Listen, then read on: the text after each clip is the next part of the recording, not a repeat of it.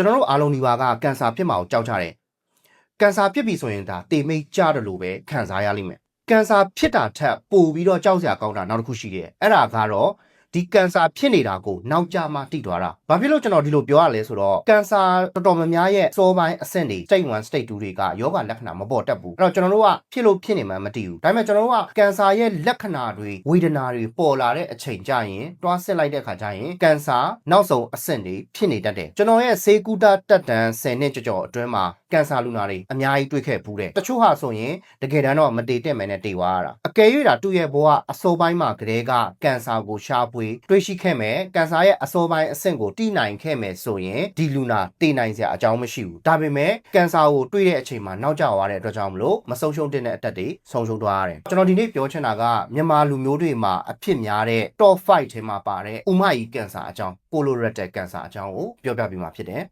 ဒီမှာပြထားတဲ့ကိန်းဂဏန်းလေးနှစ်ခုကိုကြည့်လိုက်ပေါ့နော်90%နဲ့10%အဲ့ဒါဘာကိုဆိုလိုတာလဲဆိုတော့ဒီဥမကြီးကန်ဆာရဲ့အစောပိုင်းအဆင့်ပေါ့နော် state 1 လောက်မှာတွေ့တယ်ဆိုရင်အသက်ရှင်ရာခိုင်နှုန်းအရန်များတယ်90%ကျော်ရှိတယ်ဆိုလိုတာကလူ10ယောက်မှာ9ယောက်လောက်ကအသက်ရှင်တယ်ပေါ့နော်10%ဆိုတာကဥမကြီးကန်ဆာနောက်ဆုံးအဆင့်တွေရောက်မှတည်တယ် state 4 ရောက်မှတည်တဲ့အခါကျရင်အသက်ရှင်ရာခိုင်နှုန်းက10%ပဲရှိတယ်10ယောက်မှာ1ယောက်လောက်ပဲကအသက်ရှင်နိုင်ခြေရှိရလို့ပြောတဲ့သဘောပဲပေါ့နော်အဲ့တော့ဒီမှာပြထားတဲ့အချက်လက်တွေကကိန်းဂဏန်းတွေကယောဂတူတူပဲမှာဖြစ်တာဒီကန်ဆာကိုစောစောတည်ရလားနောက်ကျတည်ရလားအဲ့ဒီမှာကွာသွားတာဘယ်အချိန်တည်တာလဲပုံမှာမူတည်ပြီးတော့အသက်ရှင်မှာလားမရှိဘူးလားဆိုတာကိုဆုံးဖြတ်တယ်လို့ဖြစ်သွားတာကျွန်တော်ဆရာဝန်တော်တော်များများကဒီဥမကြီးကန်ဆာကို silent killer လို့ခေါ်တယ်အတန်တိတ်လူတက်သမားပေါ့ဘာဖြစ်လို့လဲဆိုတော့ဒီကန်ဆာကအစောပိုင်းအဆင့်တွေ state 1 state 2လောက်မှာလက္ခဏာမပြဘူးဘိုက်လည်းမနာဘူးဝမ်းပြတ်တာတွေဝမ်းလျှောတာတွေဝမ်းချုပ်တာတွေအဲ့ဒါတွေကလည်းအဲ့ဒီလက္ခဏာတွေကအရင်မဆိုးဘာမှမခံစားရအောင်ပုံမှန်အတိုင်းပဲဒါပေမဲ့ဒီခန္ဓာကိုယ်ထဲမှာကိုမတိလိုက်တဲ့အချိန်မှာခန္ဓာကိုယ်ထဲမှာဒီဥမကြီးရဲ့အတွင်းနေရာတွေမှာပုံမှန်မှန်တဲ့ cell လေးတွေ polyp လို့ခေါ်တဲ့ cell လေးတွေကတဖြည်းဖြည်းနဲ့အတဘူအဖုလုံးတွေကတဖြည်းဖြည်းနဲ့ကြီးထွားလာနေတယ်ဒီကောင်လေးဒါဒီကန်ဆာ cell တွေဒါယောဂလက္ခဏာပြတဲ့အချိန်မှာတခြားနေရာတွေကိုလည်းပြတ်နေတယ်ဒီထဲမှာလည်းအရန်ကိုကြီးနေတဲ့အဆင့်တွေဖြစ်သွားတတ်တယ်အဲ့တော့ state 3 state 4တွေရောက်နေတတ်တယ်အဲ့တော့ဒီအချိန်မှာဆိုရင်တော့ကုသရတာတော်တော်လေးခက်ခဲသွားပြီပြီးရင်ပတ်စံအကုန်ကြလဲပို့ပြီးတော့များသွားနိုင်တယ်ပေါ့နော်မြန်မာနိုင်ငံမှာအဖြစ်များလားလို့ပြောရမှဆိုရင်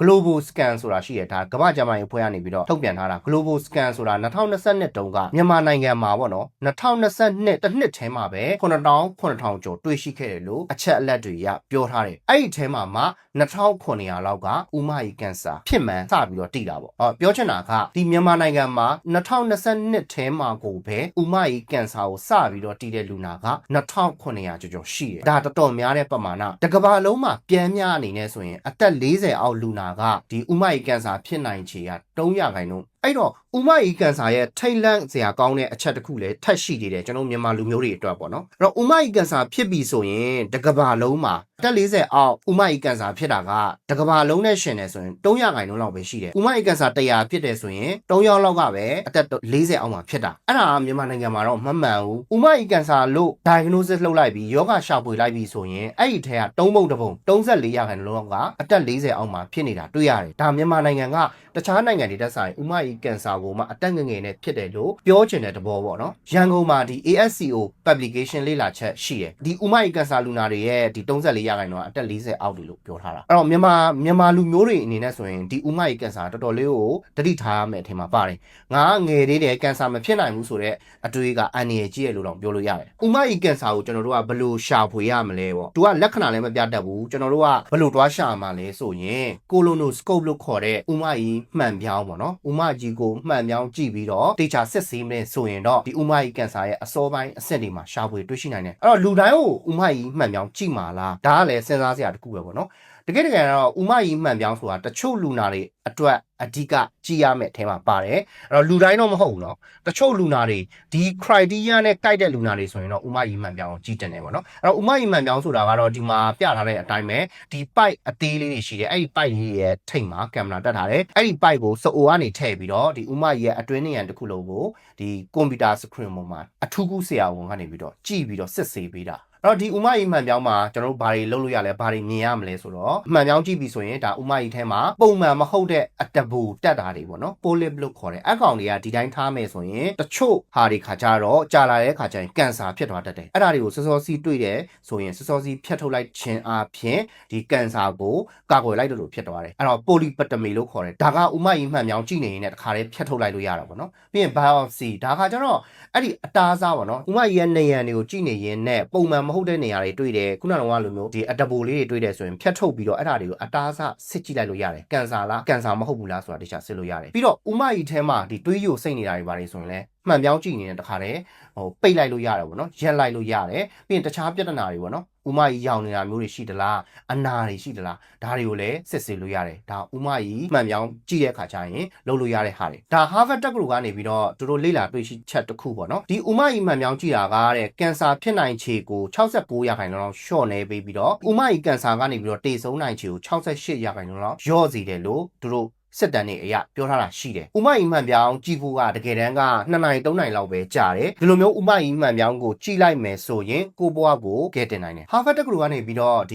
လေ့လာတွေ့ရှိချက်တွေရှိတယ်။အဲ့ဒီထဲမှာဒီဥမကြီးကင်ဆာဖြစ်နိုင်ခြေကိုဥမကြီးမှန်ပြောင်းကြည့်ခြင်းအပြင်ရှော့ချနိုင်တယ်လို့ပြောတယ်။ခုနကကျွန်တော်ပြောခဲ့လို့ပဲဒီအတဘူအဖုကိုဖြတ်ထုတ်လိုက်မယ်ဆိုရင်ဒါဥမကြီးကင်ဆာဖြစ်နိုင်ခြေကိုနည်းသွားစေတယ်ပေါ့နော်အဲ့တော့69%လောက်ကင်ဆာဖြစ်နိုင်ခြေကိုရှော့ချပေးရလို့ပြောတယ်ဥမကြီးမှန်ပြောင်းကြည့်ခြင်းအပြင်ဥမကြီးကင်ဆာကြောင့်တိတ်ဆုံးနိုင်ခြေ68%လောက်ကိုရှော့ချပေးလို့ပြောတယ်ဒီလိုမျိုးဥမကြီးမှန်ပြောင်းကြည့်ဖို့အတွက်က2နိုင်3နိုင်လောက်ပဲအချိန်ပေးရတယ်အဲ့လောက်ပေးလိုက်တယ်ဆိုတာနဲ့ကိုယ့်ရဲ့ဘဝကိုကယ်တင်နိုင်တယ်လို့တောင်မှတနည်းအားဖြင့်ပြောလို့ရတယ်ပေါ့နော်အဲ့တော့ဒီမှာကြည့်လိုက်မယ်ဆိုရင်ဒါကျွန်တော်တို့ကဥမကြီးမှန်ပြောင်းကြည့်လိုက်တယ်ဥမကြီးမှန်ပြောင်းကြည့်လိုက်တယ်ဆိုရင်ရိုးရိုးတာမန် normal tissue ဆိုရင်ကိစ္စမရှိဘူးအဲ့ဒါမှအကယ်၍ကျွန်တော်တို့က polyp တွေရှိတယ်ပေါ့နော်ဒီအတဘူအဖုတွေရှိတယ်ဆိုရင်တခါလေးဖြတ်ထုတ်လိုက်တယ်ပြီးရင် biopsy ယူတယ်အတားစားယူတယ်စစ်ဆေးလိုက်တယ်ကင်ဆာဟုတ်တခါလေးစစ်တယ်အဲ့တော့မှကင်ဆာတွေ့တယ်ဆိုရင်ဒါဥမကြီးမှန်ပြောင်းနဲ့တခါလေးအတားစားယူပြီးတော့စစ်လိုက်လို့ရတယ်ကုလို့ရတာတွေကိုတခါလေးဥမကြီးမှန်ပြောင်းနဲ့ကုလိုက်လို့ရတယ်အဲ့တော့အတဘူအဖုပေါ်တိုင်းကလည်းကျွန်တော်တို့ကကင်ဆာဖြစ်မယ်လို့ပြောလို့ရတာတော့မဟုတ်ဘူးဒါပေမဲ့ဒီအတဘူအဖုထဲမှာမှတချို့အတဘူအဖုပုံစံမျိုးတွေက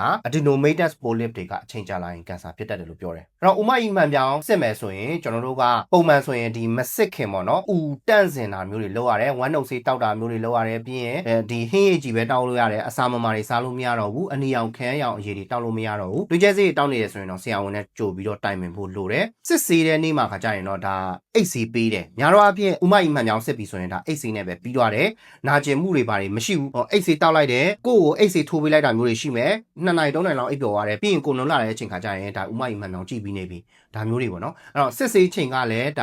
နိုင်ဝက်ကနေပြီးတော့1နိုင်လောက်ပဲကြာတယ်ပြီးရင် recovery ကလည်း1နိုင်ကနေ2နိုင်လောက်ဆိုရင်ပြန်ကောင်းသွားတယ်ဘာမှနာကျင်တာတွေဘာတွေတိတ်ကြံတော့ဘူးပေါ့နော်အဲ့တော့တခုတတိထားမှာကတော့ကျွန်တော်တို့ကအိတ်ဆေးပေးထားတာဖြစ်တဲ့ကြောင့်မလို့ဒီမှန်ပြောင်းကြည့်ပြီးသွားတဲ့ခါကျရင်ကိုယ်တိုင်ကားမောင်းပြီးတော့အိမ်ပြန်ရတာမျိုးတွေတော့မလုပ်ရဘူးကိုယ်နဲ့အတူတူလူတယောက်ကလိုက်ပို့ပြီးမှပဲအဆင်ပြေတယ်ဒါစစ်ဆေးတဲ့နေ့မှာပြောထားတာပေါ့နော်စစ်ပြီးတော့အိမ်ပြန်သွားတဲ့ခါကျရင်တော့ကျွန်တော်တို့ဘိုက်ထဲမှာလေထိုးနေတာမျိုးတွေဖြစ်သွားတတ်တယ်ပုံမှန်ပဲနောက်တစ်ရက်2ရက်လောက်နေပြန်ကောင်းသွားတတ်တယ်အကယ်၍များစစ်ဆေးပြီးလို့ဘိုက်နာတာကအရန်ဆိုးလာတယ်တွေးထွက်တယ်အဖျားတက်တယ်ဒါမျိုးတွေဆိုရင်တော့ပြန်ပြဖို့လိုတယ်အဲ့တော့ကျွန်တော်အစောပိုင်းကပြောခဲ့တယ်လို့ပဲဥမကြီးမှန်ပြောင်းကြည့်ရဲဆိုတာလူတိုင်းကိုတွားပြီးတော့ကြည့်နေတာတော့မဟုတ်ဘူးဒါပေမဲ့တချို့လူတွေကမဖြစ်မနေကြည့်တဲ့နေရာမှာပါတယ်အဲ့ဒါကတော့အသက်45နှစ်အထက်လူတွေကဥမကြီးမှန်ပြောင်းကြည့်တဲ့နေမြန်မာလူမျိုးတွေမှာဥမကြီးကင်ဆာအဖြစ်အများဆုံးဖြစ်တဲ့အတွက်ကြောင့်မလို့မြန်မာလူမျိုးထဲမှာအသက်45နှစ်ကျော်လာပြီဆိုရင်တော့ဥမကြီးမှန်ပြောင်းကြည့်ပြီးတော့ကင်ဆာရှိမရှိရှာဖွေတင်တယ်ပြီးတော့မိသားစုထဲမှာဒီဥမကြီးကင်ဆာဖြစ်ဖူးတဲ့သူရှိခဲ့တယ်ဆိုရင်အသက်40လောက်ကတည်းကဖြစ်တင်တယ်လို့ပြောတယ်ခုနက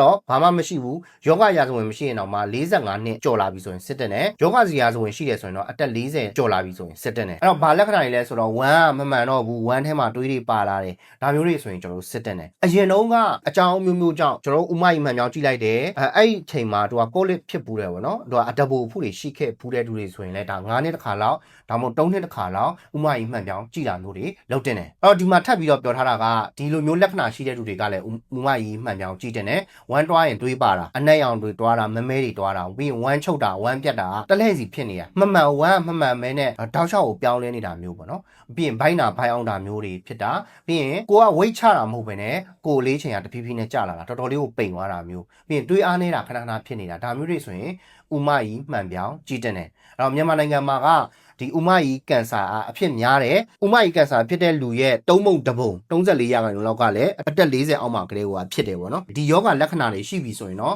ကျွန်တော်တို့အသက်40အောက်ဆိုရင်လည်းစစ်တင်တယ်လို့ဆေးပညာကနေပြီးတော့ပြောထားတာရှိတယ်။ Okay အကယ်၍ကိုကထိုင်းနိုင်ငံကိုလာပြီးတော့ဒီဥမကြီးမှန်ပြောင်းကြည့်ချင်တယ်ဥမကြီးကင်ဆာစစ်ချင်တယ်ဆိုရင်ကိုလိုနိုစကိုပီရဲ့ကုန်ကြစည်ကဘယ်လောက်ရှိလဲပေါ့နော်ချင်းမိုင်မှာရှိတဲ့ဆေးရုံ2ရုံကနေပြောမယ်အဲ့ဒါမှဒီဘန်ကောက်ဆေးရုံပေါ့နော်ပြီးရင်ချင်းမိုင်ရန်ဆေးရုံသူတို့စီမှာဆိုရင်တော့ကျွန်တော်တို့ဘတ်2000 2000 2000ဝန်းကျင်လောက်ရှိတယ်အဲ့ဒီလောက်ရှိတယ်ပေါ့နော်အကယ်၍ဘန်ကောက်မှာစစ်မယ်ဆိုရင်တော့ဖရာထိုင်းနဲ့ရွန်ဂျိုင်ရက်ရှိတယ်ပေါ့နော်အဲ့ဒီဆေးရုံတွေမှာစစ်မယ်ဆိုရင်လည်းပဲဒါ330ဝန်းကျင်လောက်ပဲရှိတယ်ပေါ့နော်အဲ့တော့တချို့လူတွေကကျွန်တော်ကိုပြောကြတာရှိတယ်ပတ်စံမရှိရင်တေရတော့မှလားဆိုတော့ကျွန်တော်တို့ဥမကြီးကင်ဆာဖြစ်ပြီးဒွာမှနောက်ဆုံးအဆင့်ကြမှာတည်တယ်ဆိုရင်ပိုကုန်ပါတယ်ပိုဆိုးပါတယ်ပြီးရင်အသက်ရှင်နိုင်ခြေရာခိုင်နှုန်းတော်တော်နည်းသွားပါတယ်မိသားစုထဲမှာလည်းဒီရာဇဝင်ရှိတယ်ကိုကလည်းလက္ခဏာတွေခံစားနေရတယ်ဆိုရင်စောစောစီးစစ်ပြီးတော့စောစောစီးကူလိုက်တာကကိုအတွက်ကုန်ကြစေးချွေတာရာရောက်လို့တော့ဖြစ်သွားတယ်ပြီးရင်အသက်လည်းရှင်သွားတယ်အသက်လည်းရှည်သွားတယ်အဲ့လိုမှမဟုတ်ဘဲနဲ့ကိုကပေါ်ပေါ်စားနေလိုက်တယ်နောက်ကျမှတွားပြီးတော့ယောဂကိုတိသွားတယ်ဆိုရင်ပတ်စံပိုကုန်တယ်ကုန်ကြစေးတွေပိုကုန်တယ်ပြီးရင်အသက်ရှင်နိုင်ခြေရာခိုင်နှုန်းလည်းတော်တော်နည်းသွားတယ်ဒီငွေပမာဏကအများကြီးများတယ်လို့ထင်လိမ့်မယ်ဒါပေမဲ့ကင်ဆာ stage 4အဆင့်ရောက်မှဆိုရင်တော့ပို့ပြီးတော့ကုန်တယ်ပြီးတော့ကျွန်တော်တို့ပတ်စံဘလောက်ပဲပေးဝယ်လို့မရတာရှိတယ်အဲ့ဒါကတော့အချိန်အကယ်ကျွန်တော်နောက်ကျသွားပြီဆိုရင်ကျွန်တော်တို့ရဲ့အသက်ကလည်းအချိန်ပဲတက်တိုးသွားနိုင်တယ်တော်တော်များများမေးလေးရှိတယ်မေးခွန်းတွေရှိတယ်ဒီလိုမျိုးဥမကြီးမှန်ပြောင်းစစ်ပြီဆိုရင်နာလားညာတော့အပြည့်အိတ်ဆေးပေးပြီးမှစစ်တာဖြစ်တဲ့အတွက်ကြောင့်မလို့နာကျင်မှုမရှိဘူးအကယ်၍ကိုကစစ်ပြီးပြန်လာတဲ့ခါကျရင်ဘိုက်ထဲမှာတစ်ခါလေကြာရင်လေထိုးနေတာမျိုးတော့ရှိနိုင်တယ်ဒါကလည်းတရနေ့နေပျောက်သွားမယ်အဲ့တော့ဘာမှလက္ခဏာမှမရှိဘူးဆိုရင်တော့စစ်တက်လာခုနကကျွန်တော်ပြောခဲ့လို့ပဲလက္ခဏာတော့မရှိဘူးဒါပေမဲ့မိသားစုထဲမှာကင်ဆာဖြစ်ပူတယ်ဒါမှမဟုတ်အသက်45နှစ်အထက်ဖြစ်တယ်ဒါမျိုးတွေဆိုရင်တော့ကျွန်တော်တို့စစ်တက်ပါတယ်အဲ့လိုမှမဟုတ်ဘဲနဲ့လက္ခဏာပြတဲ့အချိန်ထိကြာသွားမယ်ဆိုရင်တော့ကင်ဆာရဲ့နောက်ဆုံးအဆင့်ရောက်သွားတတ်တယ်အဲ့တော့ဘယ်နှချိန်စစ်တက်လဲပေါ့နော်ပုံမှန်တာမန်လူတယောက်တည်းဆိုရင်တော့10နှစ်မှတစ်ခါလောက်ပဲစစ်တက်တယ်အကယ်၍များအတဘူအဖုတွေတွေ့ဖူးတယ်ဆိုရင်တော့ဒါ3နှစ်ကနေ5နှစ်တစ်ခါလောက်စစ်တင်တယ်လို့ပြောတယ်အဲ့တော့အကယ်၍များကိုကချင်းမိုင်ထိလာပြီးတော့စစ်ချင်တယ်ဆိုရင်2ရက်လောက်အချိန်ပေးရင်ရတယ်မစစ်ခင်ညမှာဒီဥတန့်စင်တာတွေလုပ်မယ်ပြီးရင်နောက်နေ့ကျရင်စစ်မယ်ပြီးရင်အိမ်ပြန်မယ်ဒါပဲပြီးပြီပေါ့နော်အဲ့ဒါကြောင့်မလို့ကျွန်တော်တို့ကဥမကြီးကင်ဆာကိုစောစောတိလေစောစောကုနိုင်လေအသက်ရှင်နိုင်ခြေရာခိုင်နှုန်းကများလေလေဖြစ်ပါတယ်အဲ့လိုမှမဟုတ်ဘဲနဲ့နောက်ကျသွားပြီဆိုရင်တော့အသက်ရှင်နိုင်ခြေတော်တော်နည်းသွားပါပြီအဲ့တော့အစိုးရကအကောင့်တစ်ခုအနေနဲ့ပြောရမယ်ဆိုရင်တော့ဒီဥမကြီးကင်ဆာကစောစောတိတဲ့ခါကျရင်လုံးဝအမြင့်ပြတ်တဲ့အထိကုနိုင်စွမ်းနေရှိတယ်ကျွန်တော်တို့ကဒီအတဘူအဖုတွေ့တဲ့အချိန်မှာဖြတ်ထုတ်လိုက်နိုင်တယ်ဆိုရင်ဒါဥမကြီးကင်ဆာဆက်ပြီးတော့မဖြစ်တော့တာရှိတယ်ဒီဥမကြီးမှန်ပြောင်းတစ်ချိန်လောက်ကြည့်ုံနဲ့ကင်ဆာဖြစ်နိုင်ခြေကို69ရာခိုင်နှုန်းလောက်ရှော့ချနိုင်တယ်လို့ပြောတယ်ပေါ့နော်အဲ့ဒါကြောင့်မလို့ကိုယ့်ရဲ့ကျန်းမာရေးကိုကူးဆိုင်ပဲဒါမှမဟုတ်လေကိုယ့်ရဲ့မိသားစုရဲ့ကျန်းမာရေးကိုမိဘတွေရဲ့ကျန်းမာရေးကိုကူးဆိုင်ပါကင်ဆာကိုစောစောစီးရှာပွေပါနောက်မကြပါစေနဲ့အဲ့တော့အကယ်မိတ်ဆွေအနေနဲ့ထိုင်းနိုင်ငံမှာကင်ဆာစစ်မယ်ဒါမှမဟုတ်လည်းကျန်းမာရေးစစ်မယ်စိတ်ခန်းတွေပြမယ်ဆေးရုံတွေပြချင်တယ်ဆိုရင်ကျွန်တော်တို့ရဲ့ Medidol နဲ့တိုင်ပင်နိုင်ပါတယ်ကျွန်တော်တို့စီကနေပြီးတော့အခမဲ့ဒါဝန်ဆောင်မှုတွေပေးနေတာရှိပါတယ်ထိုင်းနိုင်ငံကဆေးရုံစိတ်ခန်းတွေနဲ့အခမဲ့ဘုတ်ခွင့်ယူပေးတယ်ဒီယောဂအဖြေတွေကိုအခမဲ့ရှင်းပြပေးတာမျိုးတွေရှိရပါတော့အဲ့တော့မိတ်ဆွေအနေနဲ့ဒီထိကြည့်ပြီးတဲ့အကြောင်းမလို့ကျေးဇူးတင်ပါတယ်ကျွန်တော်ဆက်ပြီးတော့ထိုင်းနိုင်ငံမှာကျန်းမာရေးစစ်မယ်ဆေးကုမယ်ဆေးစစ်မယ်ဆိုရင်တည်ထားတဲ့အချက်လက်တွေကိုကျွန်တော်ရဲ့ page ကျွန်တော်ရဲ့ YouTube channel ကနေပြီးတော့ဆက်ပြောပြပြီးမှဖြစ်တဲ့ကြောင့်မလို့ like subscribe လုပ်ထားပေးပါ share ထားပေးပါအစစရရအဆင်ပြေပါစေဥမကြီးကင်ဆာဖြစ်တဲ့ဘေးအန္တရာယ်လည်းကင်းဝေးနိုင်ပါစေမင်္ဂလာရှိတော်နေ့လေးဖြစ်ပါစေ